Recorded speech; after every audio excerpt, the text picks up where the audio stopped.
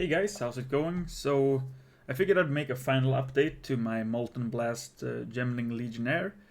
Um, I'm level 85 now, and I've got like the 3 labs done, not the last one, but I've got 3, and I've got some 2 5-link setups now. To be honest, the character hasn't changed too much, but I don't think it will change much more either, so might as well make like a final update now. I've just kind of started doing tier 15 maps. I just did the Iron Citadel, which I guess is a boss leading to the pinnacle boss if you do all the 3 citadels.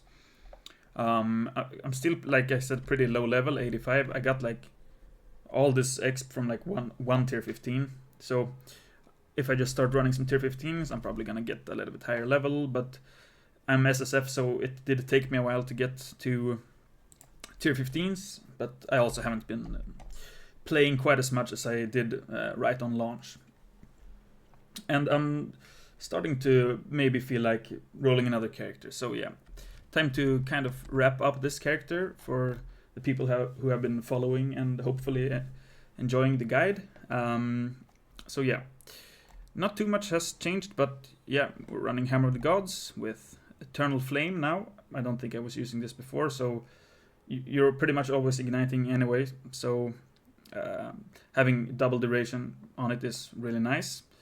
Double ignite duration, so the less chance doesn't really matter, just getting a big long ignite. And I mean, pretty much every mace spec feels like a glorified Hammer of the Gods build, right? Like your single target is always very Hammer of the Gods dependent. It's just what flavor of Hammer of the Gods are you playing, kind of. But Molten Blast is pretty, I think it's a good addition to if you want to go for a fire setup with Hammer of the Gods, because it does give the fire exposure, and it has pretty good fire damage on its own with the conversion. So yeah, same Fist of War, same as before, Primal Armament, same, and Heft. I'm not sure why Heft works, but it does, because I think with conversion, like the physical damage stuff shouldn't work. Like the melee fist damage gem doesn't do anything, and this is maximum fist damage, but it works, so I'm using it. Maybe I should use Searing Flame or something, but it seems to work fine. So I think this setup is decent for Ignite on Hammer of the Gods. I'm a little bit scared of running the Searing Flame or whatever to make the hit smaller. Maybe then it won't ignite on the other bosses, but you can try it, I guess. Yeah, Molten Blast, Fire Infusion, same as before, Scatter Shot. In my last video, I did a mapping video. I talked a little, or I showed how the overlapping works, kind of. So like on projectiles, like these 3 projectiles, they don't overlap, they don't shotgun. But the ones that come after, they do. So that's why Scatter Shot is really good, even for single target, because it just makes you hit with 1 projectile and all 3 shrapnels. So yeah, Scatter Shot is very good. Still running Elemental Focus, since we don't need to ignite with this one. And lastly, I have Long Shot for my 5-link. This is good to just deal with enemies that are far away from the with the shrapnel, but like honestly, I could see, like, I think close combat works for projectile spells too, right, or skills. So I mean, it's just what you want, because most of the time when you're facing off against the boss, or a lot of time you're gonna be very close to the mobs, but I just want more damage to like the enemies that are far away, to just get more spread the damage. You also do have a little bit lower accuracy versus the far away monsters, so having higher damage kind of helps. But honestly, like, this 5-link is also pretty flexible. I think you could run close combat, you could run martial tempo if you don't have very good attack speed on your weapon, for example. But yeah. And then for the Herald of Ash, I have the same, just precision and vitality. You can remove Herald of Ash for time of need on bosses if you want, with the reduced duration gem. I don't think I've never bothered to do that, but you can, because it doesn't do anything on single target, pretty much. With Infernal Cry, we have Premeditation, Raging Cry, and Life Tap, same as before. Overwhelming Presence, to make them more likely to be ignited. Ancestral Warrior Totem with Earthquake, Ironwood, Font of Rage. I don't know if I was using Ironwood before, probably was, just to make it not die so quickly. Leap Slam with the Holy Descent. I'm not sure if I was using this before. It makes it so you have consecrated ground where you land. And then lastly, I am running Blasphemy now, because I have Spirit from the chest here. So I was able to fit in Blasphemy with Flammability, and Magnified Effect is just free, more area. You could use something like Enfeeble, but I like having damage, especially. Like, the range isn't huge, right? So when enemies get close to you, that's when you want to make sure you have damage to deal with them. And yeah, I like Flammability. You have the minus res here, you have the fire exposure, you have like minus 40 res. I think maybe you would want something like 20, 30 pen as well on top of that. But if you want to entirely deal with the fire resist of the enemy. But I think, yeah, this is fine. But you also do need to get your third lab, or alternatively, you do need this adaptive capability in order to have a curse to meet the requirements while still having the Giant's Blood. So what I actually did is I ended up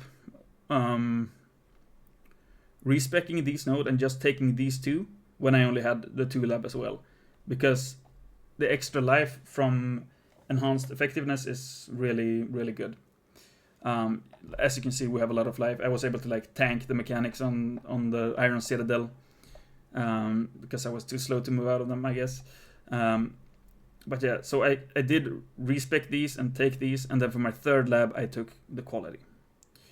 Once I got the quality, that's when I started corrupting Molten Blasts. So you 4-link them, and then you corrupt them to get the 5-link. But you do want the quality in order to get the fire exposure. So you want to get this node before maybe you start corrupting. If you're SSF, if you're Trade League, I guess stuff like this doesn't matter that much. So I did get a 5-link, and then I actually did corrupt the one I already had quality on, because as soon as I spec'd out of this, I just used 2 GCPs on my Molten Blast. Then I got a 5-link, and then I corrupted my one with quality and also got a 5-link on that one. So that's why this one also has quality, so I have 22%. But yeah, you can corrupt for pretty easy 5-links like that. You should at least do that on Hammer of the Gods, where the quality isn't that important. You get cooldown recovery on Hammer of the Gods and chance for fire exposure on the Molten Blast. So yeah, that's that pretty much. The Ascendancy. This is what my tree is looking like. Again, it's pretty close to what it was in my last video, I'm pretty sure. I think the main difference is going here for the Prism Guard. Oh, I actually need to change my pathing probably a little bit more. You need so much strength. I'm trying to get to a point where I can use an expert mace, but I'm still not there. This one I can remove and take more maximum rest. I think I want to take all these. Eventually, though, I want to get all these strength nodes. But yeah, pretty much the same. Giant's Blood, Avatar of Fire. If you haven't watched my previous videos and you want to play this build, I recommend just watching those. I did make a Mobalytics planner as well, so I guess I'll link that in the description. It's not super detailed, but it's something. But yeah, this is the way my tree is currently looking. I anointed my amulet with Sharpened Claw. I'm not sure where it is on the tree, but it's just like attack damage. I thought it was one of these. It's just 25% attack damage. My Anoint, I think for Anoint in the late game, you would want to go for one of the Ignite ones up here. Cremation, probably pretty good. With that one, you wouldn't have to worry about resistances at all. You would get the last fire pen and increased fire exposure effect. Volcanic Skin, pretty good. 25 res, especially if you start if you get the unnatural resilience. Again, I think I'm gonna get probably like 4 or 5 pretty easy levels, maybe up to level 90, just playing tier 15 maps, or tier 16, with the +1 irradiated and stuff like that. So once you start getting to high tier maps, leveling isn't that hard, but again, SSF, so I was stuck in the low ones pretty long. So that's the tree, pretty much the same. Still not using Resolute Technique because I just feel like the accuracy, you do get double accuracy from your decks as well, so I haven't really struggled with the accuracy. I have 98%, and even though it's a low chance to crit, sometimes you crit and you just own the enemy. There's a 5% chance of just double damage with the Hammer of the Gods. It's kind of nice, but maybe at this point I should just take the Resolute Technique, probably. But yeah, I haven't decided.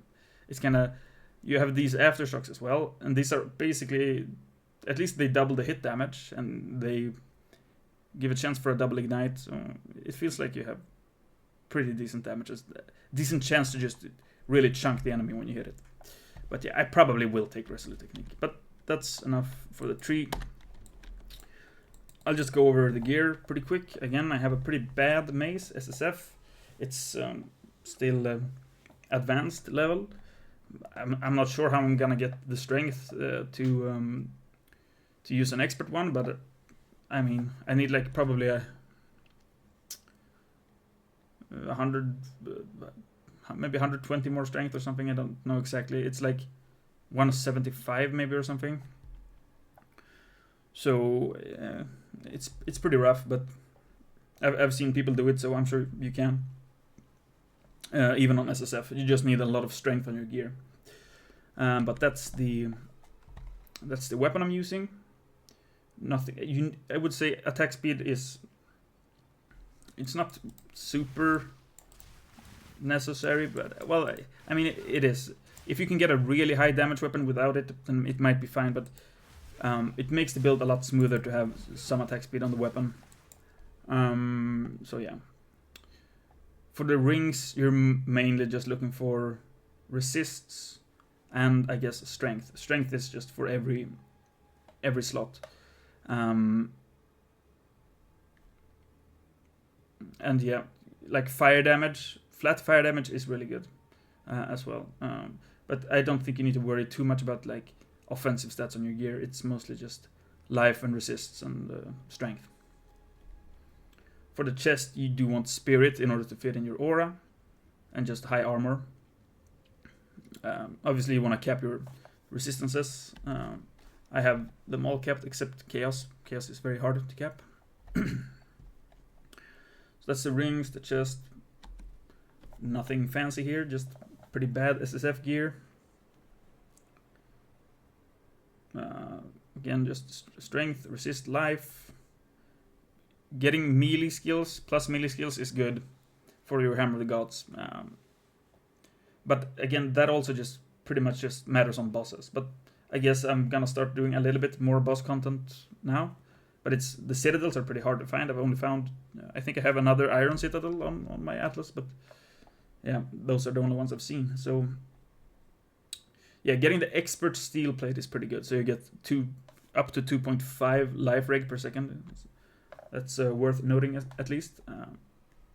Boots, you do want movement speed on boots, preferably 30%, but this is all I've got. If you can get a charm slot on your belt, that's good, but that's probably pretty expensive even in Trade League if you want a decent belt on top of that. And then for gloves, yeah, some attack speed is nice. Other than, of course, just the usual. You want strength, resist, life, armor, whatever. So that's the gear. I'm running a freeze immunity charm. I'm running some instant recovery on the life flask. The mana flask doesn't really matter. I think getting some charges per second might be useful on like long fights, but I never run out of mana anyway. Especially when you have life tap on your Infernal Cry. Like, Hammer of the Gods is the only thing that really chunks your mana. Otherwise, you're pretty much fine. Yeah, I don't think I have much else to say on the gear. The tree. The gems. Not too much has changed. For 6 links, I mean, getting 6 links seems super hard. I'm sure it's very expensive in Trade League as well. I'm not sure what I would get. You could get like accuracy gem on the Molten Blast, and you wouldn't have to worry about accuracy at all, I guess. Maybe Searing Flame on Hammer of the Gods. Yeah, but like I said, this is probably the final update I'm doing. This does feel a little bit more like a starter character. I'm not sure how it's gonna deal with like the late game bosses, at least on SSF here. I'm not sure. Currently, there's no way to migrate from SSF to standard. I was kind of hoping there was, so I could show you guys like with really good Trade League gear, but I can't. I would have to remake the character and start from scratch, and I don't think I'm gonna do that. I might do that on another build and make a guide for that. We'll see. I have started a monk on Trade League. We'll see where it goes. Currently, I'm not really inspired to make any build in particular, but yeah, that's pretty much it. I don't want to go on for too long. I'm gonna put Iron Citadel at the end, and yeah, good luck to everyone who's playing this build. I hope you've had fun with it. I hope you can take it even further than I did. I'm sure, like I said, I'll keep playing a little bit, but I don't think I'll do another update because there's not that much to add. I think it's pretty obvious. Once you've gotten your character to that point, you'll know what to do, I think. So yeah, see you guys in the next one. Thanks for watching.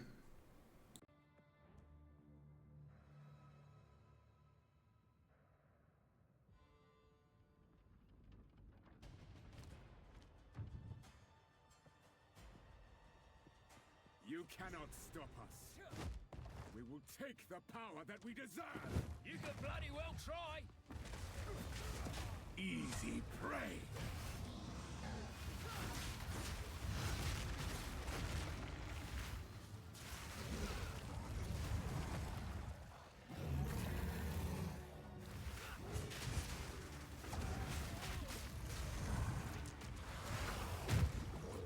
Freezing gale. As night falls, winter's chill sought the unworthy through an endless night. They wither and tarry, forsaken frosts, as cold as death of Beir's misery. The pack won't forget.